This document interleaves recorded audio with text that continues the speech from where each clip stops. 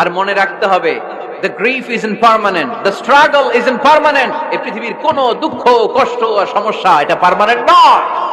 সমস্যার পরে সমাধান আছে, দুঃখের পরে আনন্দ আছে। এই বিপদ পরীক্ষাগুলো আল্লাহ তাআলা আমাদেরকে দেন আমাদের কোমরকে সোজা করার জন্য, আমাদের পায়ের নিচের মাটিকে শক্ত করার জন্য। প্রতিকূল পরিবেশে কি করে টিকে থাকতে হয় সেটা ট্রেনিং হিসেবে এই পরীক্ষাগুলো আমাদের জীবনে দেয় কে? কষ্টের পরেই সুখ। সুখ এটা দুঃখের পরেই থাকে। আল্লাহ সেটআপটা এভাবেই করেছেন। দুঃখ, কষ্ট, বিপদ আর পরীক্ষায় মুমিন ভয় পায় না, কারণ মুমিনের হারাবার কিছু নাই, ঠিক কি না? Allah never creates a lock without its key. Allah এমন কোন তালা বানায় নাই যেই তালার জন্য চাবি বানায় নাই, ঠিক কি না? তালা যদি বানায় ওই তালার কি আছে? সমস্যা যদি থাকে ওইটার কি আছে? এজন্য কষ্টের পরে আনন্দ, দুঃখের পরে সুখ চিন্তা করার সুযোগ নাই। কেউ যদি আমারে কষ্ট দেয় আমি বদলা নিতে চাই, ঠিক কি না? কিন্তু ইসলাম বলে বদলা না নিয়ে বদলে দাও। কি করবেন? বদলা নিও না, বদলে দাও। আল্লাহর কাছে বল, বন্ধুর কাছে বলার আগে, স্ত্রীর কাছে বলার আগে, ফেসবুকে শেয়ার করার আগে কষ্টের কথা শেয়ার করব কার কাছে? বিশ্বনবী সাল্লাল্লাহু আলাইহি ওয়াসাল্লাম আমাদেরকে এটাই শিখিয়েছেন।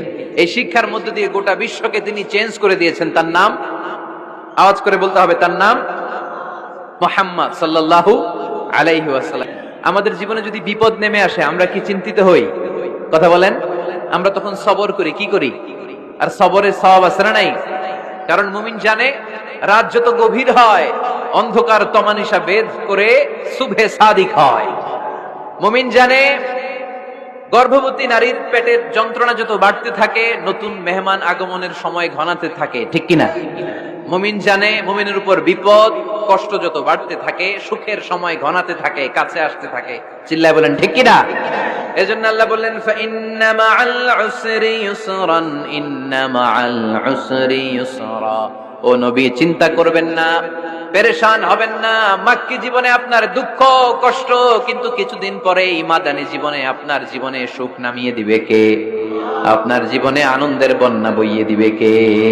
মোটিভেশনাল সূরা, পেইন রিলিভিং সূরা। আপনি বিপদে পড়লেই এই আয়াত নিয়ে চিন্তা করবেন যে বিপদের পরেই আনন্দ আছে, কষ্টের পরেই দুঃখ আছে। সমস্যা যেমনি আছে সমস্যার সমাধানও। কথা বলেন, সমস্যা যদি থাকে ওইটার সমাধান আছে না নাই?